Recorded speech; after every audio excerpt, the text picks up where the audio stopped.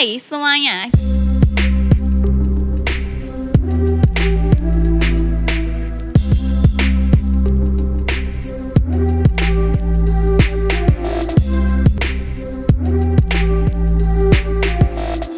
Gimana kabar kalian teman-teman? Semoga sehat selalu ya. Semoga baik-baik aja. Ini sudah puasa hari kesekian. Aku gak tahu nih kamu nontonnya kapan gitu ya. Semangat terus sampai hari terakhir ya. Tetap jaga kesehatan, tetap jaga semangatnya. Habis ini kita mencapai hari kemenangan. Syailah. Pokoknya intinya jaga kesehatan terus lah teman-teman. Jangan sampai sakit. Buat kalian yang nanya, Mbak kenapa kok suaranya kayak gini? Karena aku sakit gak sembuh-sembuh. Sembuhnya tuh kayak gak kerasa gitu loh. Nanti tiba-tiba, loh suaraku udah balik gitu. Hari ini kontennya sangat menarik ya kan. Kenyataan pahit yang harus kamu tahu.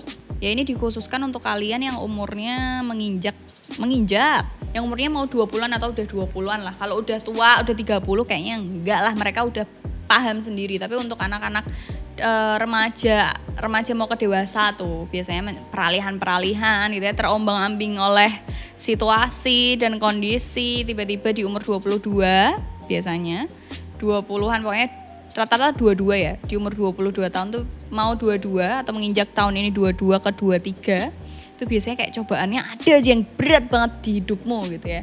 Cocoknya kayak apa toh kok ngene banget uripku itu biasanya di umur 22 tahun. Tapi kalau cowok di umur berapa ya? Tapi rata-rata di 22 sih, 22 sampai 25 karena 25 tuh harus settle. Kayak 25 tuh umur sakral untuk settle karena habis itu di 26 dan 30 tuh kamu hanya untuk melanjutkan hidup, menata lebih baik. Gak bisa merencanakan kecuali orang-orang tertentu. Rata-rata begitu ya manusia. Dan ini kenyataan yang harus kalian tahu. Pertama, jangan terlalu berekspektasi tinggi sama orang lain. Karena kalau kamu semakin berekspektasi tinggi, semakin menggantungkan harapanmu ke dia, menggantungkan kebahagiaanmu ke dia, kamu akan prosentasenya akan semakin besar ketika kamu kecewa. Jadi kalau kamu berharap sama pasanganmu sekarang terlalu tinggi atau mungkin berharap sama orang lain tentang tender yang lagi kamu kerjain atau tentang usaha yang lagi kamu kerjain, misal kamu kongsian sama orang, ekspektasimu terlalu tinggi gitu ya. Tidak diimbangi dengan effort atau bahkan orang yang udah effort 100% pun tuh bisa sangat kecewa gitu.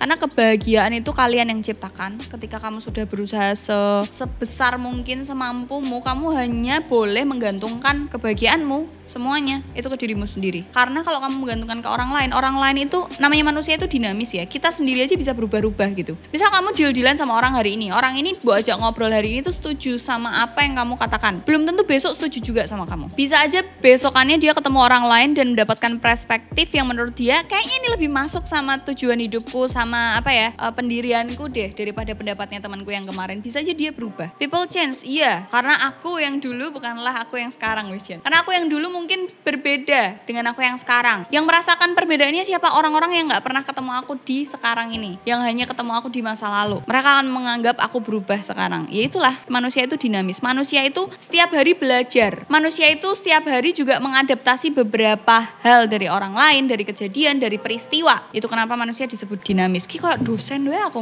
jelaskin ya. Enggak ya, kita gak kuliah ya, tapi manusia itu people change lah intinya. Manusia itu akan selalu berubah karena dia ditempa dengan keadaan, ditempa dengan peristiwa, ditempa dengan percobaan, ditempa dengan lingkungan baru, orang baru. Kita lahir seperti kanvas putih, aku udah pernah bilang. Kita lahir itu kanvas putih bersih. Di umur 1 tahun kita belajar ini, di umur 2 tahun dikasih warna hitam, di umur 3 tahun dikasih warna ini, di umur 4, 5, 6, 7, belasan, puluhan, tiba-tiba gambarnya jadi abstrak. Ketika kita sadar, di umur berapa nih kita sadar, kita aware nih tentang diri kita tahu nih tentang filosofi hidup kita tahu nih kita harus ngapain, kita tahu kalau masa depan kita apa, sadar, ngerti gak? Oke, berarti kanvasku yang abstrak itu aku harus tambahin warna lagi biar indah, karena kalau ditutup putih udah gak bisa nih, putihnya udah kalah sama warna-warnanya, kayak gitu teman-teman.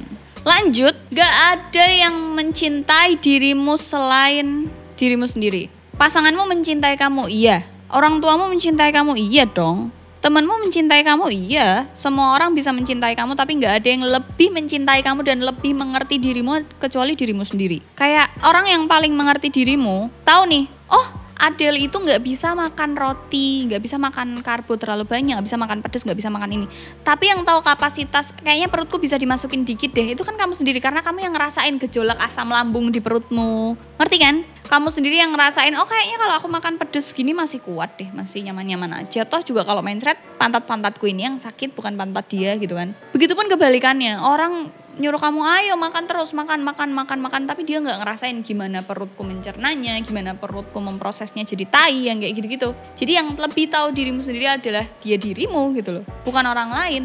Gak ada tuh kata-kata soalnya dia paling mengerti aku, bahkan melebihi diriku sendiri. Kamu sendiri yang bisa nge-switch otakmu untuk oke, aku gak galau lagi, oke aku gak pikiran, oke aku gak gini. Mungkin symptoms tuh apa anjing?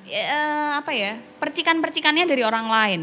Kayak disenggol-senggol sama orang, oh akhirnya kamu sendiri yang ngelakuin. Kamu lagi galau, cara move onnya gimana? Mungkin dibantu orang, tapi untuk nge-switch oke udah move on kan kamu sendiri, bukan orang itu, ya kan? Jadi sebelum kamu mencintai orang lain, lebih baik kamu mencintai dirimu sendiri. Sebelum kamu mengerti orang lain, kamu harus mengerti dirimu sendiri. Itu kenapa aku bilang kalau kamu ada waktu luang atau kamu lagi patah hati, terus kamu harus ngelakuin apa? Harus kenalan lagi sama dirimu sendiri, kayak aku tuh tipe manusia kayak gimana sih? Aku tuh tipe cewek yang misal, oh aku manja, oh aku tuh nggak bisa begini, aku nggak bisa begitu, aku nggak suka diginiin. Oh aku itu kalau udah capek, kalau udah jenuh tuh kayak gini. Jadi lebih kenalan ke diri sendiri, terus akhirnya kamu tahu oh berarti aku cocok dengan manusia tipe seperti ini. Cari dia tuh orang kayak gitu, ketemu, klik, cocok. Jadi kalau kamu udah mengerti dirimu sendiri, untuk mengerti orang lain tuh biasanya lebih mudah.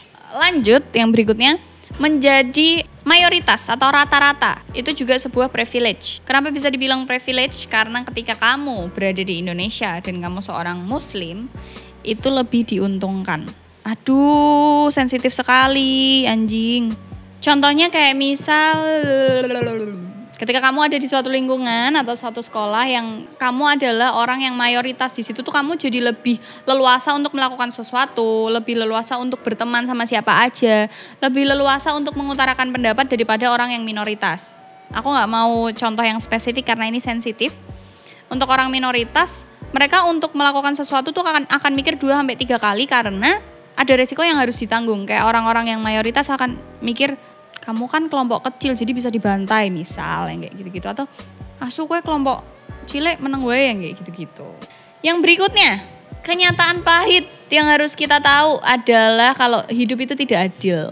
Menurut kita, mungkin menurut Tuhan itu adil, tapi menurut kita sebagai manusia dengan otak manusia yang diciptakan oleh Tuhan itu nggak adil. Karena ada kesenjangan sosial, karena hari ini ada orang yang bisa makan dan ada orang yang nggak bisa makan. Hari ini juga ada orang yang lahir dan ada orang yang meninggal. Hari ini juga ada anak yang bahagia, hari ini juga ada anak yang sedih. Hari ini ada yang menikah, hari ini juga ada yang cerai. Balance. Sebenarnya itu balance sih, bukan nggak adil. Tapi menurutku itu nggak adil. Di saat aku ngelihat temanku, enak ya, sambat-sambatnya dia sama aku, tapi orang tuanya masih backup. Tapi di dia rasanya tuh kayak berat banget karena aku dari kecil nggak pernah kayak gini. Tapi di aku dari kecil begitu, santai-santai aja.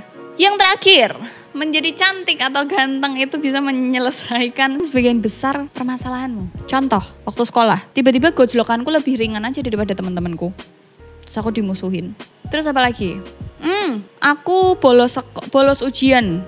Waktu itu mata pelajaran bahasa Indonesia, gurunya emang agak unik. Di saat teman-teman lain bahkan kakak kelas bilang, waduh Mbak DN ki wah angel mesti kowe diganti tugasnya ribet ngene.